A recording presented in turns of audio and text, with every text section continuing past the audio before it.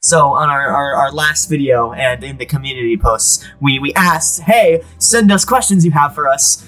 Mostly about, we didn't specify about JoJo, but obviously, like, it's 99% of them were going to be about JoJo. Yeah.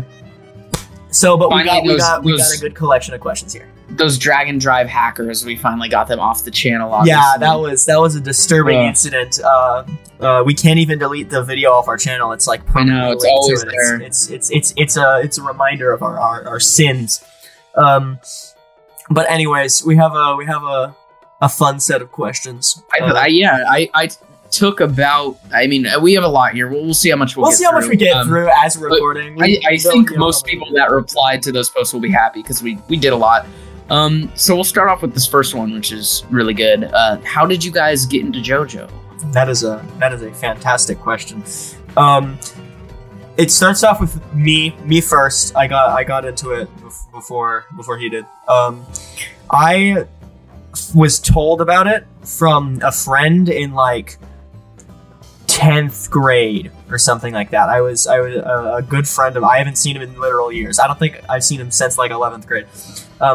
A friend of mine like was super into JoJo at the time and stuff, and so he would constantly be spouting like, you know, generic memes like Zawarudo and stuff like that, but stupid cringy stuff like that. But it did get me curious. So and eventually I caved. I started watching from Phantom Blood as you do. I watched the anime first, as most people do nowadays, and I never stopped watching it until now. Yeah, so for me, you were like the main person that pushed me to start it, but we also have another mutual friend who pushed me to start it at the same time with Phantom Blood and stuff, and I think, again, the memes and all that at the same time. Around the same time as you just got through it a lot faster. Yeah. But definitely, like, I think I started summer, like, between 9th and 10th grade, somewhere there. I don't know. Somewhere there. I know you had seen it earlier. That's why I'm kind of confused. I think you might have started watching it a year earlier than you think you did. No, I don't think I did. No, I don't think I did. Really? Yeah, there's no way I watched it before you. There's no way I started watching it before you. No, there's a small chance you started. Remember, you stopped watching for a while. I did. I watched Phantom Blood. I watched Phantom Blood, and then I like started Battle Tendency, and I was like, it's good, but I obviously we'll get into more later. Of course, I love Phantom Blood. I love Battle Tendency now, but at that point, I wasn't like super hooked, so I kind of just stopped for a little while. Yeah, I know. I guess I did. I guess no. Yeah, I know for a fact. Before it could not have been before because the guy was one of our mutual friends. The guy who showed it to me, I knew him mostly from my sign language class, and I didn't do that freshman year. I know for a 100% fact. Yeah, so that started sophomore year. So that's kind of crazy then, because I know for a fact I did it that summer. So there you go, the Jojoverdrive lore. Yeah. But okay, skipping later once I got re-hooked into it, it was probably like 2 years later where I really started watching it again, and then I got through all of it within like a 4-month span, including like all the way up to part 8. So, and then there's another question later which will be like, we can just address that now. Yeah. What was the hook basically that kept you watching? The hook for me was the ending of the first episode of part 2, when Joseph sees Straizo and he just pulls out his Tommy gun and he just starts shooting him. I thought that was so funny and so like dumb in a good way that I was like, oh, this is good. This is some good stuff. I love part 2. I'm a huge part 2 enthusiast, and that like moment like cemented my love for the series. Yeah, I think for me, it was 2 moments. One that like got me through to part 3, and then one that like pushed me over the edge. The first moment was the final battle versus Cars, and Sonochi no Sadame starts playing. Yes. That was like the first moment where I'm like, okay, this is like extremely good. And then the fight that like pushed me over the edge of like wanting to watch everything else as fast as I could was the Darby the Gambler fight, which I still think is one of the best in the entire series. Oh yeah. Of part 3, it's like top 3, and of the series, it's in the higher, like it's echelon. Yeah, I just, something about it, and then the whole him bluffing at the end was just sent me over the edge. Oh my God, that's one of the first fights where it's not a fight really, it's just an encounter, battle of wits. Battle of wits, which is basically every JOJOLand fight. Hey, that's what the series becomes. It's a peek into the future. Yes. But I mean, I think there was a lot of other minor moments. Of course, the villain change at the end of part 3, the intro change was amazing. I'm gonna be real. That was like a while ago. I don't remember if I knew the intro had a villain change. I genuinely don't remember. I don't think I knew. Yeah, I don't think I knew either. I knew part 5 did because by the time 3 and 4 happened, I had like got the gist of it. I don't do it for every single one of them. I don't think I like watched, like a lot of people watch like all JoJo openings or whatever. People watch. No, I never did that. I never do that for any show. I think I did, but I might have. That's not me. I don't usually do that. So I would be shocked if I did. But at the same time, I feel like I would remember the shock of seeing the villain intro for the first time, and that's not a memory. I literally have no knowledge of that at this point. Yeah. I think. Like, I never do that with any shows I watch, like all intros, because obviously they have a lot of spoilers, but like I'm going through Attack on Titan and it's like, that's part of the fun with it, is that every 20-ish episodes you get a new intro. Oh, and some people skip intros. I understand skipping endings sometimes, I really do. But openings, no, that's what gets you in the mood. It's like, come on. Especially, even though I love the part 4 intro, when it's the same intro for the whole thing, it's like, I get it. Even though it changes a little bit, but it's the same song, so I kind of understand. But the rest of it, I think Last Train Home's the only one that's like, you can't do that. You have to watch that every time. Yeah. And Roundabout, of course. Yeah, and well, you can't skip freaking the rest of them either. So actually, just don't skip any of them. Even part 5's first ending.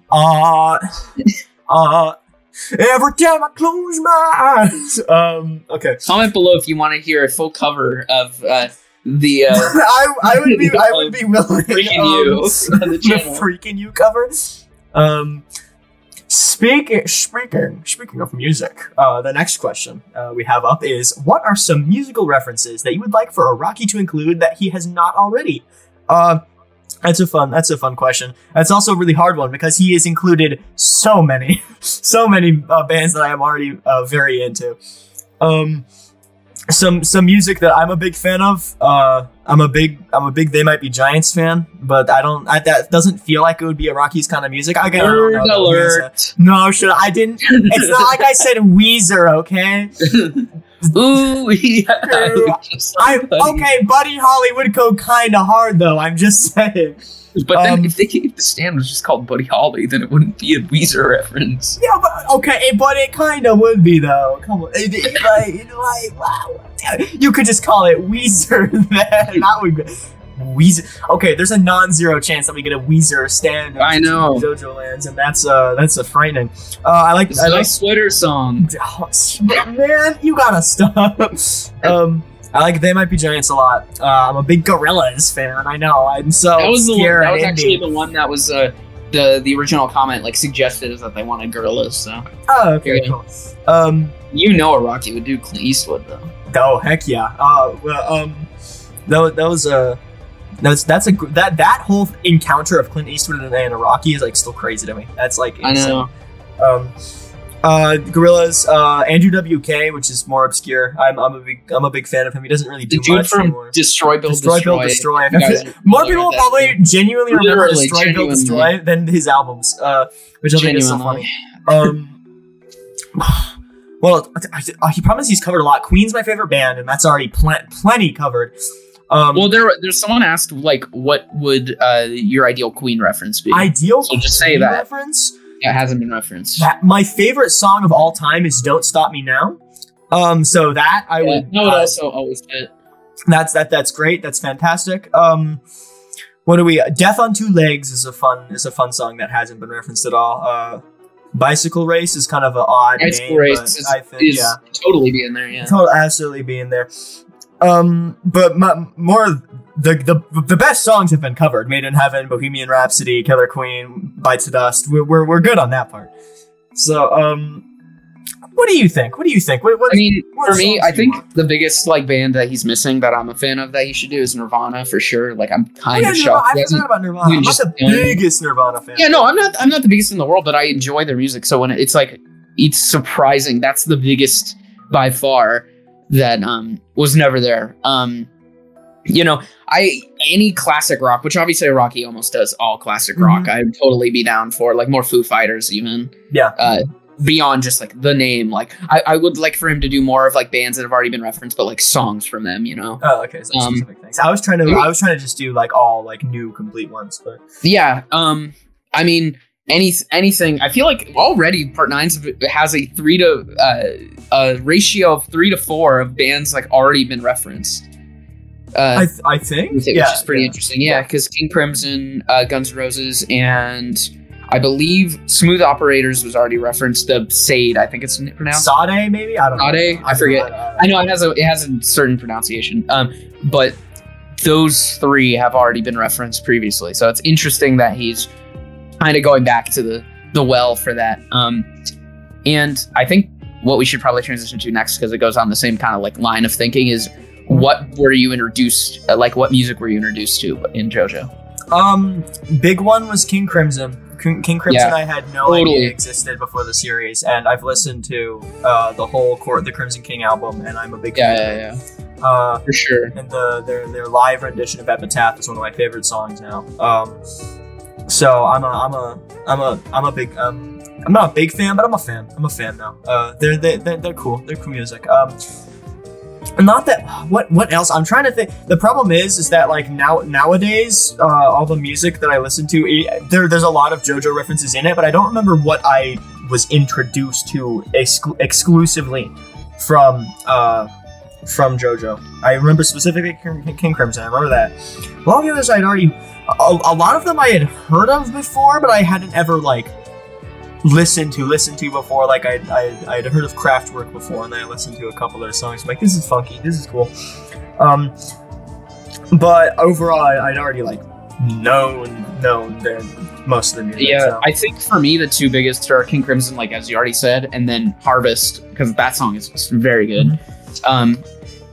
But for the rest, like I pretty much had heard of all of it. A bunch of Deep Purple references. I'm a big Deep Purple fan now. Space Trucking is a peak song. Never knew it existed before JoJolian, but now I know. Crazy. And I love that. That's what I was thinking there was one specific example. I love Space Trucking, and I never knew it existed until then, and now I do. I had heard of like Smoke on the Water and everything like that. Everyone knows freaking bow bow bow bow bow bow bow. Well, there is one song I don't think either of us heard, and then anytime it goes on in the car or anything like that, Coco Jumbo. Oh yes, Coco Jumbo. Dude, that's a classic. Yeah, Coco. Yeah. Okay, that's a. But yeah, besides that, Araki doesn't exactly go like underground with his picks. Yeah, I'm actively scrolling through my playlist. I am too. I'm looking through all like the stands and stuff, and I'm like, really like Goo Goo Dolls. Like, yeah, of course everyone knows. Everyone knows Goo Goo Dolls. Yeah. But yeah, I know most of these. Yeah, but there's your answer for that. King Crimson, some Deep Purple stuff like that. Very very good. I already knew like The Hustle. Everyone knows The Hustle. The Hustle, yes. So good. Okay, cool. Next question we have, what would your guys' thoughts be if the anime in the future changes certain events in some way? Okay, I think Part 7 has like one of the like best things you could like tweak with it in terms of making Valentine like consistent throughout, or provide an explanation why he goes from fat to. Okay, so you're saying you'd want them to keep the design consistent from later buff Valentine. Well, honestly, I want them to have him be fat in the beginning, and then I honestly just want them to do the fan thing of him just going into another Valentine body that's ripped. That's fair, but I'm gonna be honest. I would rather have him just be buff the entire time. I just like the whole his original idea for him being just like this dude that like has other people do stuff for him. Yeah, but that's not what he ended up. That's not what he ended up. I know. But I don't know. I like both designs, so Also, I know there's also theories that Sandman was replaced midway through or whatever with an alternate Sandman. That's like an actual super popular. That's a theory. I don't believe that theory. I think it's just kind of cope with Sandman being like kind of wasted. I go, well, okay, he's not wasted. I think In a Silent Way is fun, but to be fair, him being the introductory character in the part, and then the intro character kind of doing nothing for a while. That's okay. Yeah.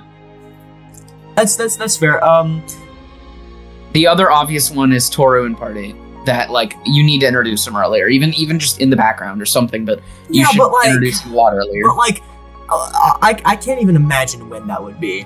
Like I don't. It would literally just have to be him walking around in the background, like they added Kira in Part 4 a couple times, and that's doesn't help him that much. It really would. Maybe even just other, because the thing is, the mystery of Toru is not really that much of a mystery in terms of like, once he's introduced, you're kind of suspecting he's already. The problem is the problem. Let's get the checklist out. Jojoverdrive complains about Toru. Ding! There we go. We've got it checked off. The problem with Toru is that he's just kind of not mixed well with the rest of the story. Period. And so trying to fix him involves changing his character entirely, and like his entire like his introduction in the story would have to be different and everything like that. So there's no way without majorly changing the story that you could just say, oh, Toru is here now, because it just wouldn't work. The other obvious stuff is making the timer consistent at the end. Oh yeah, to the harvest. The countdown to harvest make a bit more sense. Obviously, and then having Tsurugi's age, like basically just stuff that would always get fixed. Some consistency. I don't think we have any like major changes, like super add-on. A change we would talk about was back for Part 6. We were wondering if they were gonna show shots of the other Joestars' reactions. That was a major one. Yeah. That was a.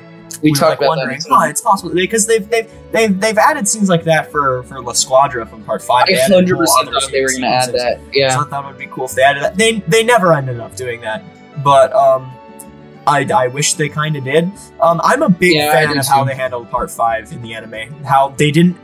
I appreciate when they change things, only when they don't like alter the original story and like add on more information that helps with it. Like adding in Fugo's backstory didn't fundamentally change his character, it just like dive deeper more into it, so it made it more interesting. That's why Part 1 is kind of like suffered in adaptation because of how much stuff it cut out. Yeah, they cut out a lot of character for Jonathan. Kind of unfortunate. But yeah, those are my thoughts. So whatever, I'm totally fine with them doing whatever, as long as it's not major events. Changing major event. Yeah, I wouldn't want them to change the ending or anything. Even how much I complain about Part 8's ending, I would want to see it animated in the way it is portrayed in the manga. I wouldn't want to see it like majorly overhauled. All right. So next question: what kind of spin-off would you like to see for the series? Either something you think is realistic or just what you want to see would be the coolest or the funniest. A funny idea I've said a couple times before is I want to see Magent in modern day times. Fish out of water, Magent uses 20th century boy to survive being in the river for like centuries or whatever. I don't know how long units of time are. And then he's back in the year 2023, and he's the same kind of stupid, annoying guy, and he goes on adventures. That would be a lot of fun. An actual serious, kind of serious one though is there is so much like time in between 7 and 8. I kind of want to see I want to see a character that was alive at the end of Part 7. And what they get up to, like we could have a fun like Poco Loco, like has another like side adventure, like people try and take his prize money or whatever, and they can't because he's super lucky or whatever, something like that, something fun. What other characters are alive at the end of Part 7? There's a few. There's a good one. Lucy Steele. We already catch up with her. We catch up, but there's still more you could do. If we are already gonna get more Joseph, alt universe Joseph stuff. Yeah, I was going to say that. I want to see alt Joseph's adventures from the original universe. Now that we have stuff like Crazy Diamond's Demonic Heartbreak and stuff like that, I'd want to see I'd want to see like a bit more of like the part 6 prison feels like it could be a lot of fun because there's still a lot of characters in part 6 don't get killed. Yeah. So you could do a lot of stuff. Are you saying pre-Made in Heaven? No, I'm saying post. Okay. It wouldn't change that much. Yeah.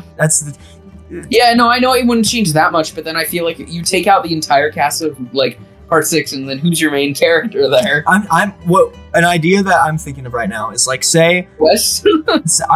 say we continue off of like Whole Horse or whatever because he's a fun guy. If they don't kill him at the end of Crazy Diamond, which we don't know that yet. Say Whole Horse gets like arrested and sent to oh my Green god, Dolphins freaking like 60-year-old Whole Horse. Yeah, exactly. What's he up to? Like Florida man. Yeah. Florida. I see stuff like there's ideas. See, come on. I love the minor villains. I want to see what they get up to. For me, the number one I would want is anything, literally just a continuation of part 4 post Made in Heaven. Just what's Josuke up to? What's Koichi up to? I want to see what they're up to. That's a good one. I want to see Jotaro and Polnareff reunite.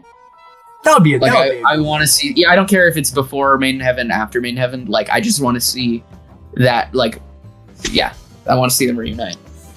It would be interesting to learn what happened to post Made in Heaven universe Jotaro, like what actually happened from his perspective or whatever, like what events changed or whatever. What was it? What replaced his time? Trying to. I know. I don't want to like undercut the part 6 ending, but also I do want to know like. That doesn't feel like one of those things that should just be like left up. We don't even know if his name is still Jotaro. Yeah, that's why I'm like, probably not. I would love everyone else's names has changed, so I would love not. If Araki did like a one shot that was just like like I don't know how to say, like another ending for like the entire original universe, showing like little vignettes of like all the different characters like that are still alive. Like the ending of a sports movie where it says this character, this is what happened to him. This. I need to see what like Giorno's doing. You know, I agree. That would be very cool to see. I think that would be fun. And they don't even have to be like fighting villains. Just like what do they do? You know, like I feel like that would be nice closure. Part 7 and 8, Joseph, anything with that. I think that'd be cool because he just seems interesting. I think, and I always love Joseph. Yeah. I think we can just go to this other question relating to Joseph. Do you think the Steel Run universe Joseph will appear in JoJoLands? Yes. I'm gonna give a good 90%. I think in any form, in terms of flashback or modern day, 100%. Even if it's only modern day, I still think like 80%. He'd be super old, but I don't care. Who cares? I don't say 100% because Joseph kind of feels like this new universe is George Joestar the second, and which it says we get a little mini story with him, and he's out, and we never see him again. Maybe, but I still think. So I think he'll be referenced, but I don't think he's gonna do any. I mean, he already has been referenced, so yeah. That's why I said it. I think Araki will bring him back, specifically because when they interviewed him, he was like, "We're gonna talk about Joseph Joestar's ancestors." Like it might have just been a phrase, but I don't know. I think there's more story to tell and to learn the name of his stand, which is probably just still Hermit Purple, but probably. What else do we got here? Do you think we will see at least one rock human in the new part? I wouldn't want them to because I think we've covered the rock humans so extensively that I think it's fine leaving them in part 8. But at the same time, it makes absolutely complete sense for there to be a rock human. We already have, and his name is Paco Liberantis. Sure. It would make sense. We don't know. We don't know anything. We're lost in the sea of theories. There is no more canon anymore. Everyone's a rock human now. Paco is a rock human. I'm still on the train, guys. We'll be on that train until it's disproven. But something interesting is we don't know how our main characters have gotten their stands yet. We don't know. Yeah, we haven't that's been told. super interesting. Which in New Universe, it's 99% of the time a Devil's Bomb. And so I'm still going with my theory that the entirety of Hawaii is a Devil's Plum. That is my setup. Well, wait. Hear me out. Yeah. They originally come from Atlantic City, which is right next to where the Holy Corpse was for years and years and years. That's so true. Why can't they just have gone to New York for a day and they go above the church or whatever? Mm-hmm. And what if that church is because it's under the church is the vault or whatever. Yeah. So maybe that church is like considered holy ground. But at the same time, there was a lot of dialogue saying that the corpse locked down there doesn't belong to anybody and is therefore kind of powerless or whatever. To be fair, the Holy Corpse's powers are kind of very vague. And that whole kind of the person who locks the corpse down underneath like Manhattan or whatever, like gets all the power. It's always been kind of weird. It's like then maybe this plays into Jodio's father being someone that can maybe access the corpse or something. That could be interesting. I think that it's important that they moved from Atlantic City. Because why? I mean, that just feels like a little detail where I'm like, it's exactly where Joseph is from. So it's like, Joseph's. I think that's just because I think that's the end of the connection. It's just Joseph, you think? Yeah, I think even though it's right by where the Holy Corpse would have been. Yeah, but I think it's more of I think it's more of a original universe. Joseph was highly connected to New York, and so that's why he put them there, and less of that's where the Holy Corpse is. That's fair, totally. Yeah, I could believe that. All right, next one. Do you guys prefer when a part has a group or a duo? I like groups. Yeah, groups are better. That's part 7 duo works, but I think groups just offer a better dynamic, and it saves part 5 having like a full group. Yeah. Part 7's my favorite, and it's his favorite too. Unless you changed your mind in between now and like 5 seconds ago. It's actually Crazy Diamond's Demonic Heartbreak. Yeah. But I think that does the duo thing very well. I think JoJolian could have probably been helped by a couple more side characters, honestly. He even brought in Mamazuku a little later and made it kind of like a trio, but even then Yasuho gets kicked out of the group for a bit. Yeah, whatever. But yeah, groups work out better. I like Araki is at his best with his character writing, and the more characters in a group, the more cool, quirky dynamics they can have. And so I like it better. That's pretty much it. Pretty simple answer for me. Yeah. Groups just offer more of a dynamic. You get attached to the characters. It also means you can kill off more of them because there's more of them. With duos, it's like if you kill you either expect they're gonna kill off one of them, and if they kill off nobody, then it's kind of like boring. So part 9 having like a foursome for it, I think works super well so far. That's good. It'll be. I can already tell it's gonna be cool. Things that will age poorly when one of them dies in the next chapter. one of them gets shot immediately by Roa. Next one is one I think we might have different opinions on. And do you think that this will be the final part of JoJo? My answer is yes. That is my answer. My answer is, I've said this before, I think. If it goes on for longer than 5 years, yes. If it goes on for less than 5 years, no. And we would 100% get a part 10. I just don't see how I don't see why he'd suddenly like make it super short. I don't. He's been on a consistent maybe it's pattern his story he wants to tell. I don't know. He's told shorter parts before, so if it lasts around 5 years, I could totally see it being. When he wants to tell short stories, he writes Rohan chapters, so I don't see why he would make this part super short. I think this is gonna be.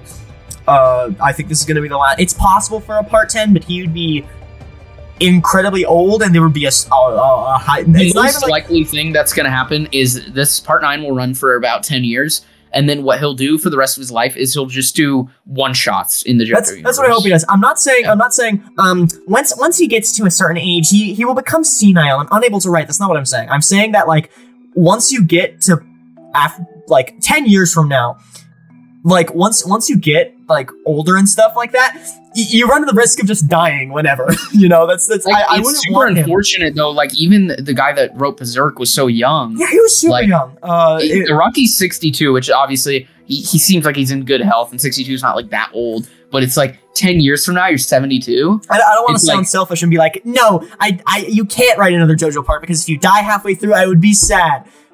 But like, Yeah. I feel like I want the story to have a proper conclusion. I want them to be even. And if he writes spin-offs until the day he dies, I would be happy with it because each one would be short enough to conclude on their own, and we wouldn't. He could literally just do things where like he plans out a spin-off that lasts for 12 chapters, and that's it. Like he goes, oh, okay, this right now I want to do a Emporio spin-off, and then he does 12 parts of Emporio, and then next year he writes out the whole thing as another spin-off or whatever, instead of going for a long 10-year thing. But if he wants to do that, he wants to do that. I just don't want the super unfortunate Berserk situation that we now currently find ourselves in, where it's continuing, but like with a separate team and not the same art, yeah, relying on the scraps of information and everything. It's like, okay, it will never be the same. It's not like you can't replace his artwork and stuff like that. That's just not a thing you can do. So it would suck. So that's why I think just timeline wise, it would be best. But obviously, if he planned a part 10 and was like, I think I'll be healthy enough to go for another 10 years, I'd be like, cool, go for it. Just, there's some worries. Okay, this was an interesting one that we saw.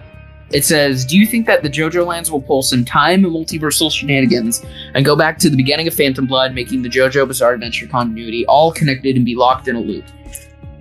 This is very Ava. This is a very Evangelion comment. I'm not sure how I'd feel about it. Honestly, I often complain a lot about like fan theories where it's just like, what if Eyes of Heaven were real and all the JoJos came into portals? Pretty interesting, I think.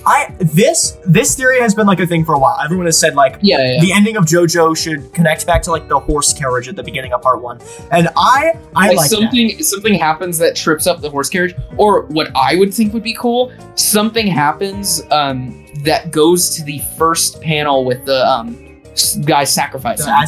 The Aztecs. Yeah. That relates to the Aztecs. I think that would be sick.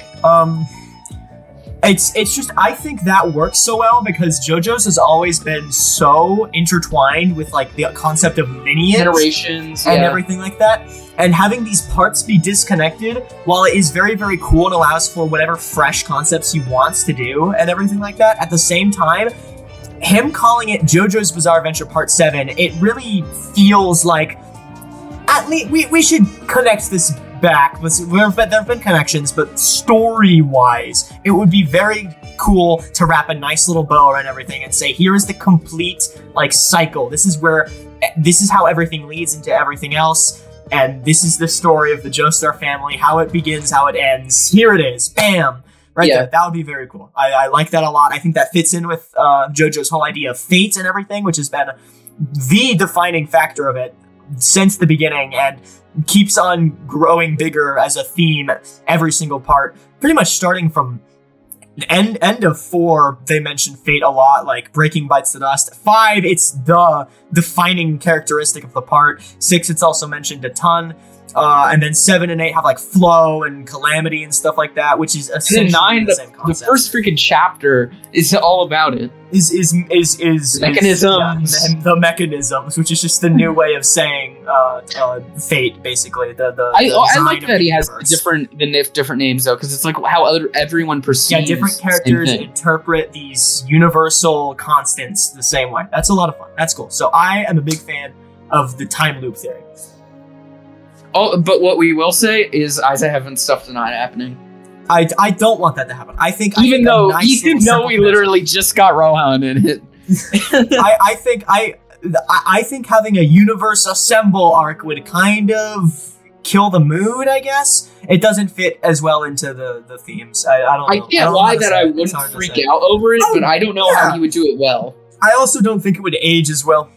No, not at all. Even something like Endgame is starting to Avengers Endgame is starting to lose its luster. Honestly, now that it's just kind of becoming a power escalation thing, where it's like, oh, now Secret Wars, you have to summon every single multiversal variant. Every single person that ever played this character, and they're like 60 years old, putting on their suit again. Not even talking about Marvel in everything ever, there is always going to be like once you start relying on using things from the past, you will have to just start one-upping it, no matter what. It's kind of like jumping the shark, and that's why with the Rohan thing, even though I think it would be hilarious if he was from the original universe. You would have to limit it. He's the only one, I think. The alternate universe using the original universe stuff is extremely sparse for a reason, I think. It's done very well. It's so that it actually remains exciting. If every beginning of part 7, he kind of went crazy with just adding every other character was a reference to the original. I think he was trying to just set up the precedent, I think. Yeah, totally. But from then on, it's very rare that characters show up. And it helps preserve that like excitement. So, yeah. All right, this one is going to be one of the only non-JoJo questions. What are your guys' relation to each other? So we're just friends. We've been friends. Good old buddies, good old buddy, old chums, old pals. For how long? I don't want to think about it. That's a while. Long time. Yeah. What was that? I think it goes back to about the beginning of time. Probably. That would make a lot of sense. When time began, there was the cube. But I think this is kind of relevant to talk about in the same place, like kind of why we started the channel, and it was just because we just were talking about it, and then I had this like epiphany one day. I'm like, wait, we should just like record what we think for the chapter 9 parts. And around December when we had our winter break, we were like, oh yeah, like we should just do this. And originally the plan was just going to be, we were going to do chapter 9, or chapter 9, part 9, chapter by chapter reviews. And that would be like it. It would be like bare minimum. And then we were like, but like, we like making YouTube videos. So we just, I've been making YouTube stuff for a while, and you will never find it. So good luck with that. But yeah, this is also not even our first podcast. We've been trying to find something good. Nothing's ever like worked out though, really. Except until now, the Jojoverdrive Revolution. They are. You guys will never find them, and they are also like basically just jokes. They have like 10 subscribers. Yeah, it doesn't matter. But yeah, we kind of just thought that we talk like this regularly anyway. So if we make videos about it and get some cool discussions going on about it and stuff, cool fan. We also noticed, I think, that a lot of people don't like, a lot of the YouTubers, even though I like a lot of like almost all like main JoJo YouTubers reviews, there seemed to be like a lack of like just talking candidly. Besides like Joe Kakaka, like they're the only ones I can really think that just like kind of just give you their thoughts. Joe Kakaka is probably like the big inspiration for this, I'd say.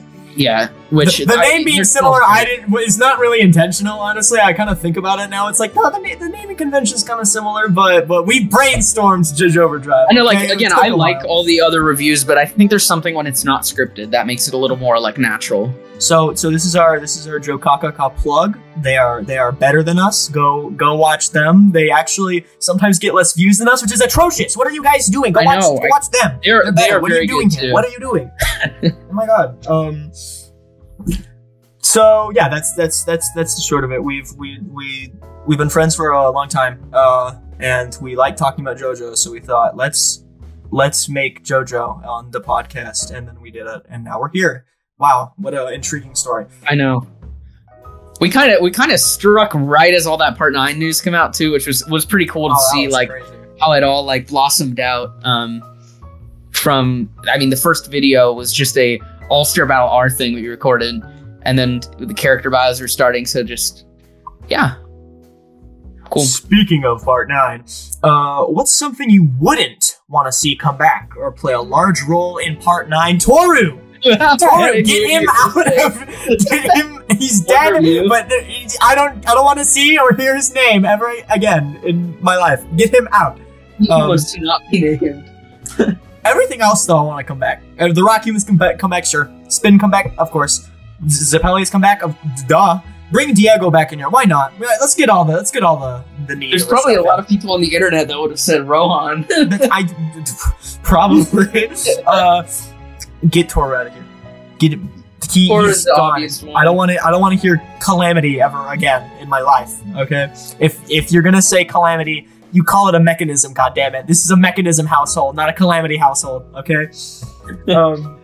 For me, it's really just like I think as long as he knows what he wants to do, anything can come back. Well, I think obviously Toru coming back would be dumb. Valentine being alive secretly would probably be pretty dumb. I can feel. Don't reusing villains. I just If Toru does come back and I start praising his writing, don't trust me. Don't trust future me who is clearly blinded by hype. Araki has came to my house and threatened me. So don't you have to be careful of future me. Yeah. Okay, this are the chances. This is what this is. I mean, okay, I'm laughing, but okay, what are the chances of Barbara Ann becoming the main villain? Not 0. I'd give it a good 1%. I never loved you, Jodio, in the shoot 'em. It just seems like it just seems like it would be a weird decision. I don't know. It would be humorous. Also, it would be the only female main villain. Jodio's dad seems like more of a Jodio's dad seems like it's gonna be. Yeah, he comes back with his milk and cigarettes. Really, Barbara Ann? Really? I mean, like I could see it. It's not impossible. We're so early on that anything's possible. Yeah, just like I don't think so. I think we'll see more of her in the upcoming chapters. Would be nice to see if she had a stand, because we know Holly could see stands, and then. But we also already have did a goblin. Whatever. Barbara Ann? No, I don't think she's villain confirmed. But what are you talking about? Okay, this was one of my favorite comments here. I think this is one of the greatest ones. What stand would be the best as a contestant in a Mr. Beast challenge video? Milligirl Man. Okay, but the thing is, he would die though. But Milligirl Man would be. Milligirl Man immediately. Mr. Beast tries to keep giving away his money, but no one's like taking his charity, and he keeps on getting all the money back. And so his channel fails and dies. That would, oh my god. But you gotta use Dirty Deeds done dirt cheap, because then you could go to the alternate universe where you win the challenge. Oh, that's true. That's true. And then you find out the answers. Okay, the world would be good. We're thinking here. I actually know the best one. Hey, ya. Yo, you're right. Because he could influence your luck for every challenge. Yeah, that's true. Oh my god. Wonder if anyone's near you, they get hit by calamity. That's true. No, I'm just thinking. Hey ya's a really good answer, because if I'm thinking IRL Squid Game, right? Poco Loco would be banging at that, bro. He would clear every trial. That would be so easy. He could run directly through the red light green light challenge and nothing would happen to him. I'm just saying, easy. Yes. Thank you for this comment. That was hilarious. Thank you. Thank you, Jojoverdrive fan, fellow Jojoverdrive patriot. Approved. Yes. All right. What is it? What is this list? We have a kind of like a few funny ones in a row. What stand looks the tastiest? No saying Pearl Jam. Okay. Let's see here. Let's see what the tastiest stand. I can't say Pearl Jam. I know, that's like, it makes it tough. Like texture wise, you're talking about? I think it's just in general good like smooth. Like right like okay I could see a Moody Blues like being cut into like one of those like cake videos where it's like, ooh, is this object made of cake? Moody Blues looks like it could be made of cake. I think California Kinghead would probably be my choice. Little bite size, little like whatever. California Kinghead is such a weird design. Maybe Cream Starter, like the actual like. Thing of it could be the flesh? Do you mean you want to eat the it's like cream. No, it's just human flesh. That's not even. But it looks. It doesn't say taste, does it? It doesn't say taste. It says look. It says looks the tastiest. That's just human flesh, my guy. That's just, boiling water stand would be the best. Do you just have the list pulled up on JoJo Wiki right now? Yeah. I'm looking through the stands of what would I'm just going off of memory right now. What am Metallica? It's just metal.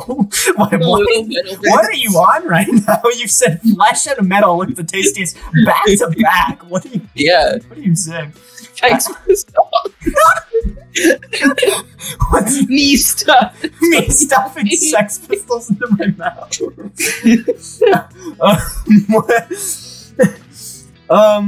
Harvest. There's a lot of them. There's a lot of them you could eat. Harvest. Super. What? That's just a minute again. Tower of Grey. The lock. Sheer heart attack. Okay. This is a good. This should be its own tier list video. Maybe for a very in the future video, we'll make the most edible stands tier list. Yes. Oh yes. If you want to see that, You could slurp up stone free like spaghetti. I'm just saying. oh, you're right. Same with doggy style. Come on. Yeah, Thank you for this comment. that was Thank great. you. Okay, now for the greatest question I think we were asked for the whole thing. What if JoJo met real life Neil Patrick Harris in real life New York City, like in the cold 2014 family classic, The Smurfs?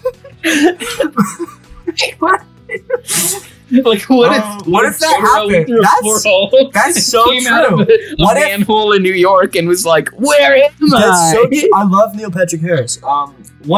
This is such a real question. I don't think anyone else really got the point of the mailbag, but this one really kind of gets it. This one kind of really is asking the real questions.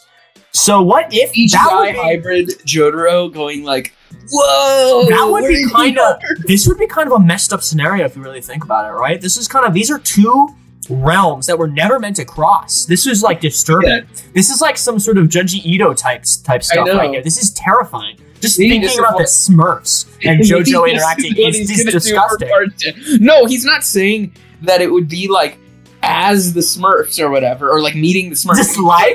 Just like it. Not like. Yes, that's what the thing's saying. It's saying like what if they did like a live action kids movie? Meet the Smurfs, just no, like when they go to the real, when they go to the real world and they go meet humans. Neil Patrick Harris, like the Sonic movie and stuff. They go through a portal. That's a good. Would the live action characters be CG or would they be like live action? Like Jotaro would be CG, but then the live action people like Neil Patrick Harris would be live action. It's like a Roger Rabbit scenario. Oh, okay, I see. I got it. They have to add in like a dance party ending at the end. A dance party ending where they dance to "Every Time I Close My Eyes." This would be. And Chris Pratt voices Jotaro.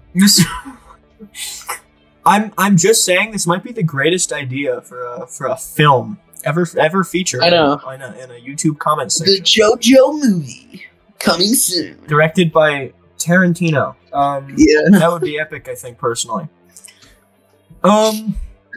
That's a good. Thanks for the question. What did it? Okay, we're finally back at regular questions. It looks like. What characters do you wish Araki did more with? Jobin Higashikata. Yeah, he's still in like a lot of the part though. So you know, but it could have been more. That's what I always. It could have been more. I think this is kind of a random one, but Gwess from part 6 she's kind of reoccurring at the beginning of the part, and then she disappears until Jailhouse Lock when she shows up one time and says one line. And it would be like, come on, it would have been cool for them to team up and do some more stuff. Freaking what's his face? The blue Hawaii guy, Dolomite or whatever. Dolomite. He's like one of the only villains from part 8 still alive by the end. And he just chills in his bond the whole time. And I think they could have done something with that. It's good. I wish they did the what's his name? The Yuya from Highway Star. I wish they did the treatment they gave him where he gets his own fight. He gets retired, and then he comes back later in a different arc, and he uses his powers in a unique way to help the scenario or whatever. That's a really good example of what to do for a character, and I wish he did that more with other minor villains. For me, I think Calculin's probably one of the ones where he disappears for so much of the second half that it's like infamous, the moment where it goes through all of his flashbacks and you're like, okay, he's dead immediately because they do just a laundry list of just I had a bad childhood or whatever.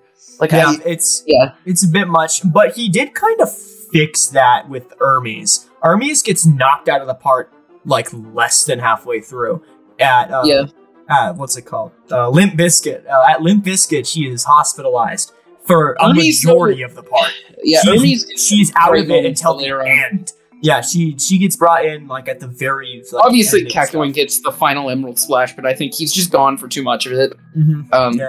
He would have been someone cool, and they're trying to do it with Crazy Diamond, but like there's only so much you can work with there. Yeah. From like the new universe so far, I feel like most people are utilized pretty well. I think Yasuo gets kind of shafted at the end of part 8, but yeah, I want to see Tsurugi come back in part 9. That'd be a lot of fun. That'd be cool. Next up we have, what do you think are November Rain's true abilities? That's kind of difficult. We have 2 chapters so far of November Rain, and so far all we've seen it do is the rain droplets appear in an area, and it hurts them kind of. It doesn't leave permanent damage, but it appears to like bend their skin down. Flatten them, yeah. It appears to weigh them down a lot. It could just be heavy rain, really heavy rain, but it feels more supernatural than that. It does feel weird that whenever it impacts something, it leaves a hole in it. But the hole's not permanent. We see the 2 cops back without any injuries. Damage, yeah. Hey, the weird thing for me is that they don't even seem particularly mad. It doesn't seem like they know what happened. It seems like they can't. It doesn't seem like they even reacted. They can see. I'm not 100%. I think they can see the rain. I think one of them comments in the rain. But one of them comments in the rain. 100% certain. One of them, I think, says, "Where does the rain come from? Where's this rain coming from?" Or whatever. So they can see the rain. They can see the sand. It almost makes me think that like they perceive it as just them getting like knocked out or something. Yeah, they didn't remember. They got knocked out, and they couldn't even possibly comprehend what happened. So I think they just kind of interpreted it as they knocked them out and ran, and that's what they had guessed happened. Which I guess makes sense, but it's still it is kind of odd how even with soft and wet, we get a very specific explanation as to the ability pretty early on. To be fair, we're only 2 chapters in. Yes, but we have seen the ability explicitly demonstrated twice. And the second time was not even like a necessary part of the story. It was just like an added scene, basically. My major theory for it is that it's connected to his emotions. The strength of it is connected to his emotions. Because the 2 times that it's happened so far and it's activated, it's been when he's been like insanely angry. To be fair, that's kind of just a general shonen/stand thing of just you get angry and you get better at doing things. That's but I'm saying he literally doesn't, like, it never gets pulled out. Again, only 2 chapters. It's hard to work with. I just think that's something. Yeah, there's a pattern there, but it's a pattern of 2. It can't. Yeah, that's what I'm saying. I'm just throwing it out there. Yeah, I get it. Cool. So yeah, there was a theory early on where Jodio is touching the side of a truck in the first chapter. Yeah. And people were saying, oh, he's applying the weight of the truck to the rain, but we don't see him touching much in the second chapter of the ability being used. He could be touching the cop, using the weight of the cops on them. We're like, okay, but like it seemed much more explicit with the hand gesture in the first chapter, but it looks like it was probably just people overthinking it. But yeah, I'm not sure it has I know for a 99% fact, as of me saying this right now, that it's connected to spin in some way, shape, 100%. Yeah, the raindrops are freaking spinning lines. That is. I'm putting it there right now. The lines, the lines, they don't exist. You need to believe in the lines that don't exist anywhere in this world. We need to do a fan dub of that portion. Yes, it's Schizo Rai. Speaking of Rai, what? We're so good at this. We're so good at these transitions. Okay. Do you consider Rai the main Jobro of Part 8? No, it's not. Yasuo is the main Jobro. It's Part 8. He becomes a main one, but he's there. But this is a good. Let's have a short discussion here about the fan term Jobro. What does it even mean? It's so vague at this point in the community. There's kind of this general consensus that there is a Jobro is just part of the team. A Jobro is part of the team. Then every part has a main Jobro, which is debatable. Each part has a main Jobro, a main sidekick, which it seems to be. For some of the parts, it's more obvious because they're smaller groups. Part 4 is the toughest. Part 1, it's pretty obviously Zappelli, but one could very much argue Speedwagon. Yeah. Part 2, Caesar. I don't think anyone has ever said Lisa is the main Jobro. It's no, Caesar. Never. Part 2 is Caesar. Part 3 is where it gets interesting. I would say Kakuin. For as little Kakuin's in it, and for as much Kakuin and Jotaro don't even interact that much, but it's the first encounter. It feels significant. They're together a lot more. Polnareff is the same age. Polnareff is the other answer I'd hear that would make sense, but Polnareff seems to be kind of having his own little story going on that's kind of separate. Polnareff feels more like Joseph's Jobro. Or even Abdul. Yeah. He's got his own little separate relationships going on. Kakuin feels more intrinsically tied to Jotaro. As you said, their origins are the same. And part 4, Okuyasu is pretty definitively, but Koichi even is in a ton of the part. Yeah, that's what I was going to say. It's Koichi or Okuyasu. Both of them are valid. Because Koichi's the first one with Josuke. Part 5, I'd say Bruno, but I've seen many people say Mista. Oh, it's Bruno. It's Bruno. But it's Bruno, I'd say. Part 6, Hermes seems pretty definitively Manjobro, but you could also say Anasui. They even end up together at the end of everything. That's I don't know, man. Part 7 is starting to get introduced pretty early. Obviously, Gyro is the Joe for the start of it. Yeah. And then part 8 is as this question. I would say it's Yasuo. And then I guess we could just say part 9 so far it's Dragona. Yeah. But this kind of brings what defines a Jobro? Is it just how close on the team do you have to be? I've seen these weird Instagram edits or whatever where people saying favorite Jobro lists, and some of them have really weird answers, like freaking Gwess or something like that is a Jobro. Yeah. What is the what do you have to do to be considered a Jobro at this point? What does that even mean? And it's confusing. Full Horse, my favorite Jobro. Yeah, there's an argument to be made. I know. Yes, it's a strange. Dio is actually the first Jobro. It's a very strange topic because it's such a fan-made thing. Yeah. It's such a fan thing that doesn't apply to any other series. It's mostly based off of just a gag. It's haha, the Joe and the bro, they rhyme. They sound so Who's the dragon bro? Really? Man, what are you talking about? Sure, every series has to have their bros now. Who's the Death Note bro? I haven't seen Death Note. That was just the first thing in my head. Okay. Who do you main/play in All-Star Battle R? I've played All-Star Battle R more than he has. And I play Diego and Gyakio. Those are my two favorites. I'm not in any shape, way, form good at them. And anyway, I'm not good at combos or anything. I played a bit of ranked. I got my ass kicked so hard. It would unbelievably hard. I'm not the best at fighting games, but I found great enjoyment in it. I would play it more, but online is currently super dead. There are 2 people playing at any given time. The connection's horrible also too. So whatever. maybe one day we'll do a live stream or something if you guys want that, an All-Star Battle R thing. For me, Jotaro Part 4 is my by far main in the game. I think he's a super fun moveset. And then beyond that, I just have a bunch of characters I like. Jonathan is great. From the new DLC, all of them have been pretty good. Stroheim, I think, is my favorite though. Stroheim's very, very fun. Out of the DLC, I'd say Risotto is my favorite. Yeah. I don't know if you played Keicho yet. I have played Keicho, and I found him extremely boring. I did not like him.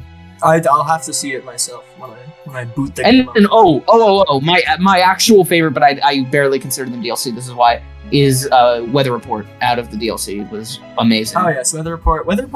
Was Weather Report DLC or what happened with him? He was DLC. He was free DLC when Part 6 is. Oh, that's right. I forgot that was a thing. Forgot about that. Yeah, they locked in Weather Gucci, Report because there was spoiler stuff in it, which is so weird because there's Part 7 spoilers throughout the entirety of the game. Or not really 8, but yeah, 7. And 8. Part 8 spoilers. Gappy exists. Yeah, exactly. Wow. I mean, some people think that. That's true. That's fair. All right, up to our final question for the video. What are your future plans for the channel? We've kind of talked about this occasionally before. A little bit. We talked about this in like some more like low reviewed videos right at the end of like our tier list or whatever. We have a Google Doc full of a bunch of ideas we have written down and stuff. I think just for now, what can you remember? I think, okay, the main thing we're going to be doing next is going through Part 1 and the Part 1 retrospective. That's like the bigger one, like how we did for Part 8. It's not going to be, I assume it won't be longer than one episode, probably around a hour 45 to 2 hour long episode of just us going through it. I don't think that will be much shorter, or I mean much longer, because it's so short. Character bios are done for now. Maybe one day we'll bring them back. We'll test in the future. Like the Jesus one did well, but really they take so long to edit. Yeah, the editing process is so. And again, we're not doing this for views. We're just doing it for fun. But like, it's demoralizing when we edit something for like super long and they get no views. Editing a character bios video kind of prevents us from doing anything else until the character bio is out because of how much demand it takes from us. And it seems like you guys just like hearing our opinions and talking naturally more. So it's like I see the videos.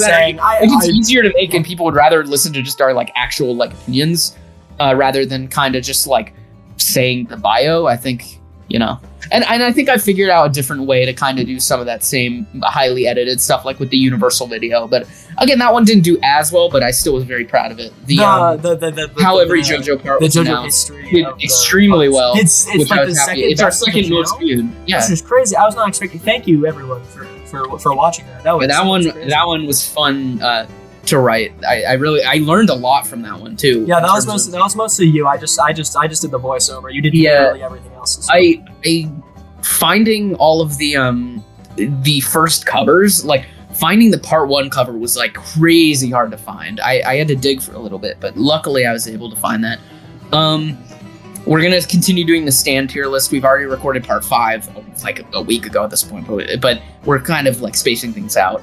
We're trying to keep a weekly schedule, but we don't want to do it. We don't want to over stress ourselves by doing too many videos at one time. We also don't want to overexpose it with like 2 tier lists in a row or anything like that. Stuff like that.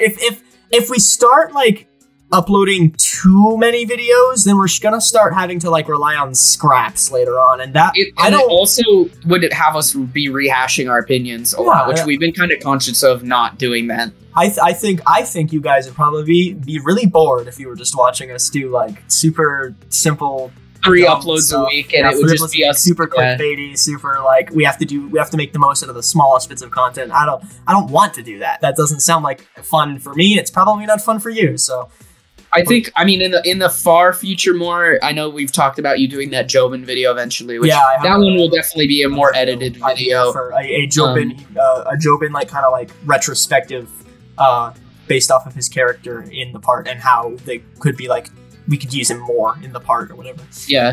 This mailbag, I think, will 100% continue. Yeah. Because they're fun to do. Even if this doesn't get great views, this is just fun to talk more like naturally. I'd say maybe more, like, how often do we want to do these? Probably like every 3 months, I think is good. Okay, yeah. Yeah.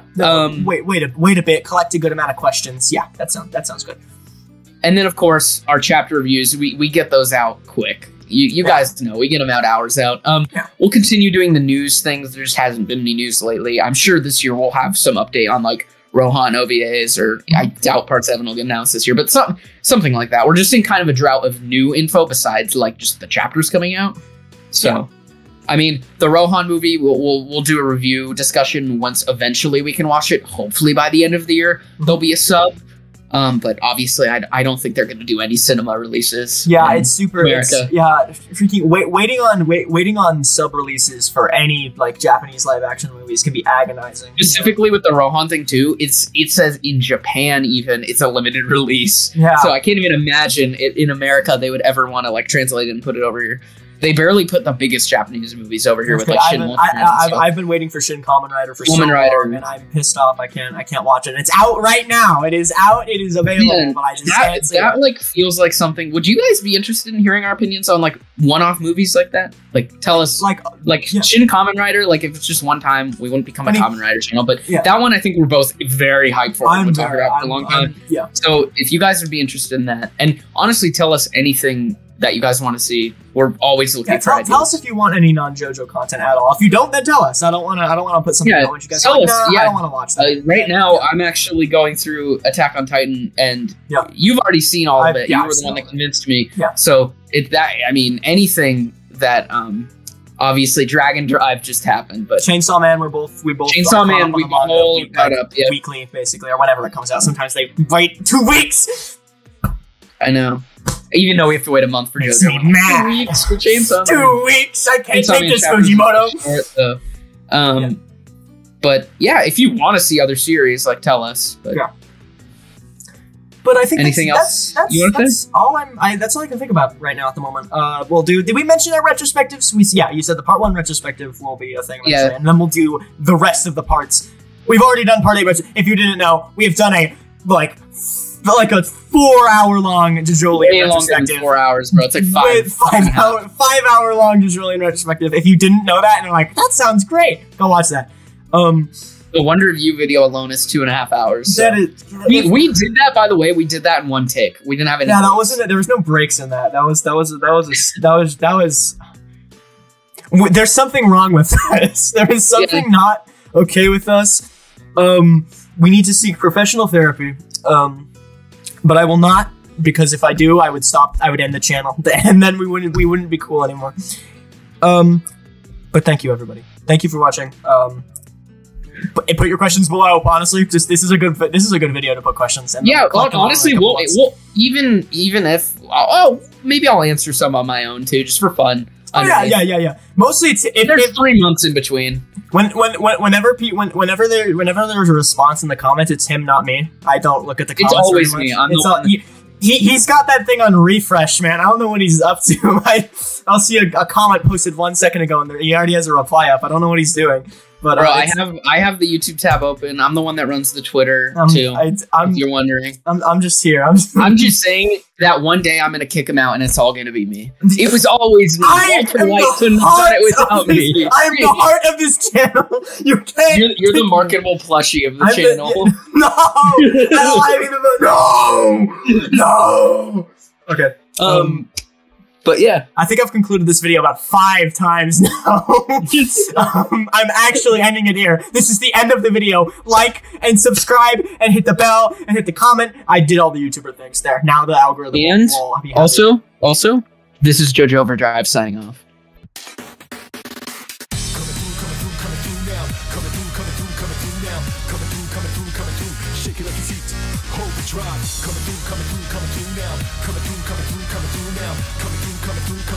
Watch where you're going, overdrive. Let the downside up to top notch, whatever haters do.